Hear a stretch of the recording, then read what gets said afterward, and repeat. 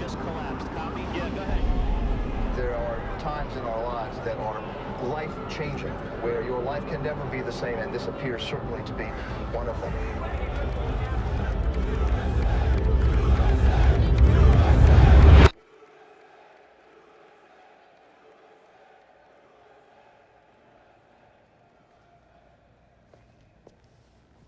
The afternoon of September 11th, 2001, I was in New York. I saw the towers fall.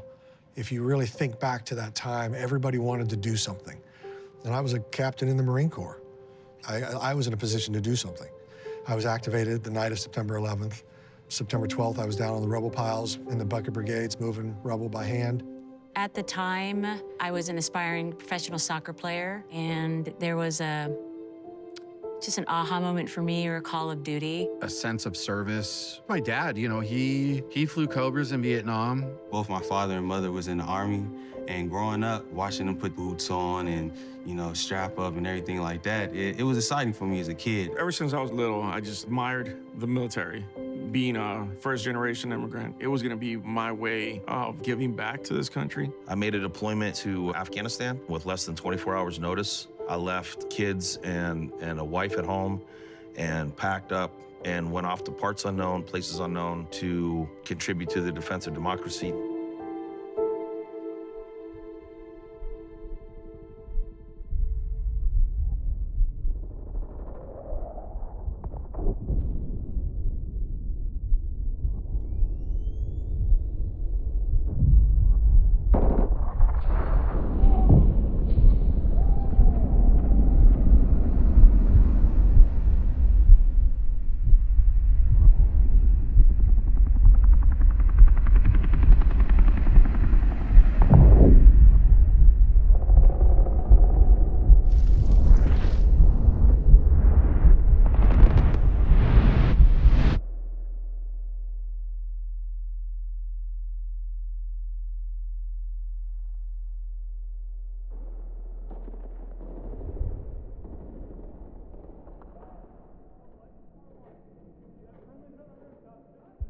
I served a total of almost 10 years.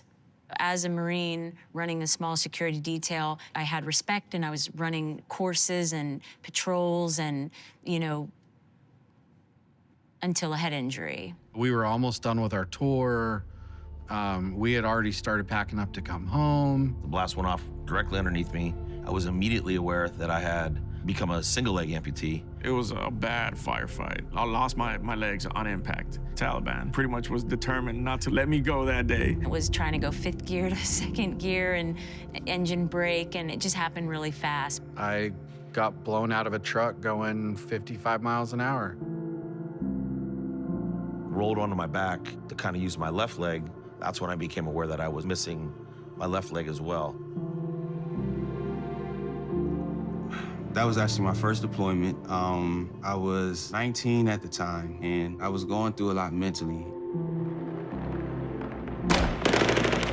What most people don't realize is that when you go through an intensely stressful experience, such as engaging in combat, the brain and the body respond in a very intense physiological way. Your stress alarm system is activated, which floods the body with adrenaline, norepinephrine, and cortisol. These hormones help you to deal with the threat. It increases blood sugar level and oxygen throughout the body, but they also affect different regions of the brain. When I got home, I didn't do well immediately in transition. I was really lost. I really struggled with depression, and I was trying to stay out of the bottle.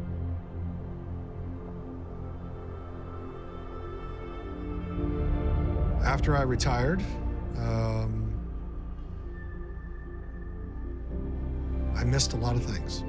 You know, I missed the brotherhood, I missed the camaraderie, I missed the integrity. My family doesn't, they know now, but at the time, they didn't really know that I drank as much as I did. The thought of coming home to any sort of life with these injuries seemed at that time very overwhelming to me. You're getting told that, you may never walk again, and your whole life is going to have to adjust. Everything I had planned was no longer going to happen. Seizures, traumatic brain injury, cognitive disorder, balance issues. I've had 6 suicide attempts. My last one was almost it. For months, wards at the military hospitals just outside Washington have been filling up with Marines wounded in Fallujah. When we first got here, the financial end of it was what I was concerned about. And there's an angel that just walked in the door, and she just sat down and started talking to all of us and just wrote out a check. Helping injured Marines and sailors one hero at a time, the Injured Marine Semper Fi Fund. There's an organization called the Injured Marine Semper Fi Fund, and you don't see their commercials on TV, you don't hear a lot about them. For 10 years, Sam felt lost and alone until a coworker told him about a nonprofit organization called Semper Fi and America's Fund. And all it took was a group of Marine Corps wives who started the organization. I was at Naval Hospital Camp Pendleton.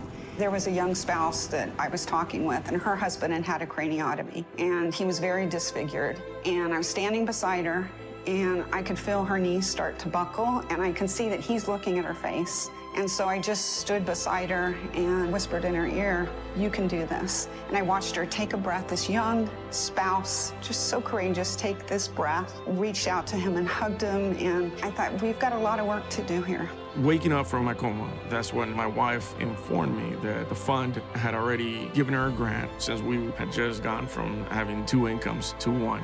The angels in red shirts. I mean, immediately somebody was beside my bed. It was just, it was just hard for me to even understand. I was 2 months behind on rent. They was there to pick me right back up. We literally started with $500, and then our first donation was $5,000, which was a lot. And we gave it all away to 3 families who needed it. There's a point in your injuries where you're in uncharted territory. My driveway at my house started crumbling. As an amputee, you wouldn't feel cement under you give way. I live in an older condo complex with no wheelchair ramp.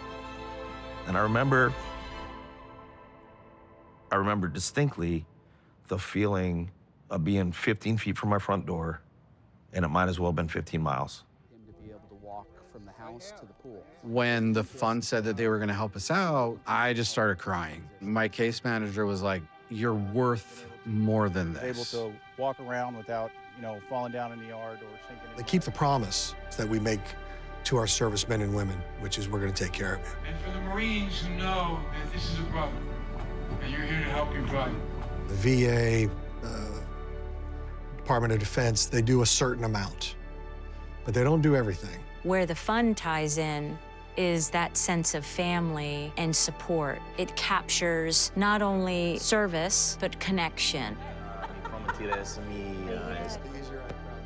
I had the opportunity through the art residency to work with other veterans and dependents' family members, and I found that I had the opportunity to serve in a different way. They said, "Have you heard about our apprenticeship program?" I had kind of lost that spark with my music. I said, "Well, I am a violinist," and they said, "Let's do it." They provided me with all my equipment, went through the business plan together. That right there was a game changer for me.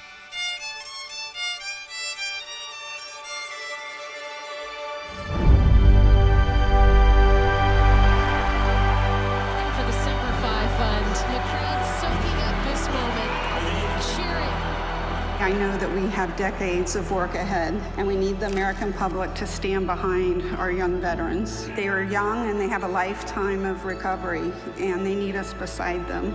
I still had to lead, still had to show my kids who I was, to be able to show them that I was gonna be okay. Recovery is a continuous effort. That's the American spirit, is to let them know that they're never alone in their recovery, that America is standing right beside them.